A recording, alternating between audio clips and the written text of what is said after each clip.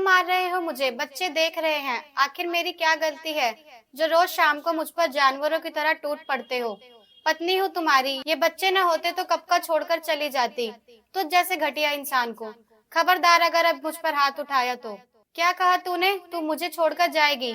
जाकर तो देख, तेरे टुकड़े टुकड़े ना कर दिए तो मैं भी अपने बाप की औलाद नहीं। किस बाप की बात कर रहा है तू? वही जिसने तेरी बीवी पर गलत नजर डाली थी। अगर उस दिन बुआ जी नहीं आती तो शायद आज मेरी इज्जत लुट चुकी होती। तुझे तो कुछ होश रहता ही नहीं है, नशे में धुत। कोई बीवी की इज्जत लूटे, बच्चों को उठा ले जाए, तुझे किसी बात से मतलब नहीं। ज्यादा जबान चलने लगी है तेरी। लगता है अभी और इनाम चाहती है। संजय शालू पर बेल्टों से प्रहार करता रहा।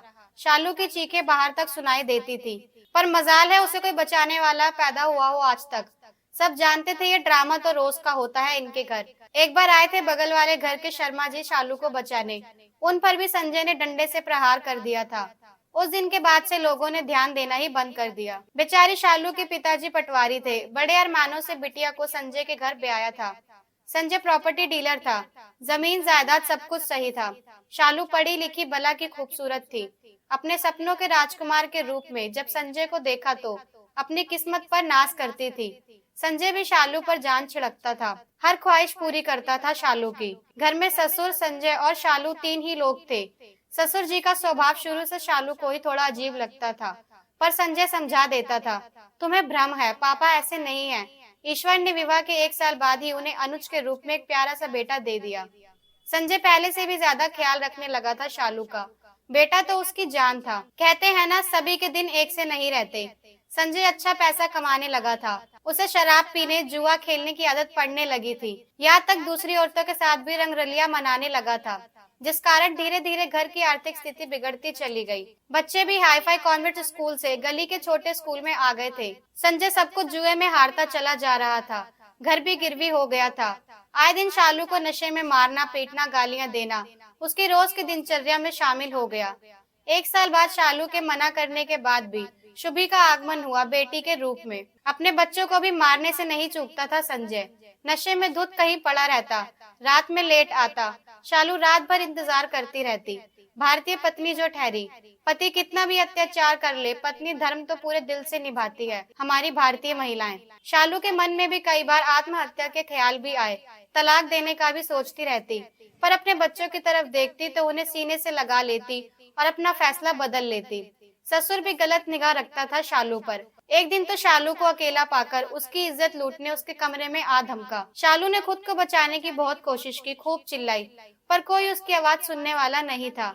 ईश्वर को उस पर दया आ गई। उसकी बुआ सास का अचानक से घर में आगमन हुआ। शालू उनसे लिपटकर रोने लगी। बुआ जी ने संजय से कहा, अब मेरी बहू यहाँ नहीं रहेगी। अगर तू इसे किराए के घर में ले जाने में सक्षम है तो बता, नहीं तो ये मेरी बहू है, मेरे घर में रहेगी। संजय बुआ जी की इज्जत करता था। शालू और बच्चे को लेकर किराए पर रहने लगा, पर उसके स्वभाव में कोई परिवर्तन नहीं आया। शालू बहुत ही हिम्मत वाली और समझदार पत्नी थी। उसने संजय को फिर से पहले वाला संजय बनाने का ठान लिया। फिर क्या था, सुबह से तैयार होकर शालू नौकरी पर जाने लगी। रात को लेट आती। कुछ दिन तो संजय को इस बात से कोई फर्क नहीं पड़ा, पर एक दिन एक आदमी संजय के घर आया। कहता, भाई कितना लोगे भाभी को एक रात देने का? जब निकलती है सच धज के तो सच बताऊं, मन करता है उठा ले जाऊं। संजय के तन बदन में आग लग गई। उस आदमी को मार मार कर अधमरा कर दिया और बोला, खबरदार मेरी बीवी को गलत नजर से देखा तो अब की बार जान नहीं ली, अगली बार ऊपर ही नजर आएगा, समझा क्या? उस दिन संजय ने बहुत शराब पी गिरता हुआ शालू के पास आया। उसे मारने के लिए बेल्ट उठाई ही थी कि शालू के गालों, आंखों, उसके शरीर पर आज इतने दिनों बाद उसकी नजर गई। आंखें बिल्कुल धंस चुकी थी। जिन गालों पर वो प्यारा सा चुंबन अंकित करता था, उस पर हाथों और बेल्टों के लाल नीले निशान पड़े हुए थे। शालू का शरीर एक 60 साल की वृद्धा की तरह लग रहा था। आज उसे संजय जोर जोर से अपना माथा पटक कर रोने लगा। शालू से भी रहा नहीं गया। उसका चेहरा ऊपर करके उसके सीने से लग गई। शालू, मैं बहुत नीच आदमी हूँ। मैंने अपनी इतनी भोली, सुंदर, मुझे टूट कर चाहने वाली बीवी का क्या हाल कर दिया है। मैं तुम्हारी नजरों में एक बहुत बुरा आदमी हूँ ना शालू? मैंने तुम्हें बहुत दुख दिए हैं, तुम्हारी बहुत बेइज्जती की है। मैं तुम्हारी माफी के काबिल नहीं। तुम मुझे छोड़कर जाना चाहती थी ना, चली जाओ, पर मैं तुम्हारे बिना नहीं जी पाऊंगा, खुद को भी खत्म कर लूंगा। संजय चाकू लेकर खुद ही नस काटने लगा। तुम पागल हो गए हो क्या? मैं तुम्हें छोड़कर कहीं नहीं जा सकती मेरे जानू। जाना होता तो जब तुमने मुझ पर पहली बार हाथ उठाया था तभी चली जाती। मुझे पता है तुमने बहुत गलत किया है, पर गलती इंसानों से ही होती है। इन बच्चों की तरफ देखो, रोज मुझसे कहते हैं मम्मी पापा ठीक हो जाएंगे, आप रो मत, हम फिर पहले की तरह पापा के साथ घूमने जाएंगे। तुम इन मासूम बच्चों को इतनी बड़ी सजा क्यों दे रहे हो? शालू ने संजय के हाथ से चाकू छीनकर फेंक दिया।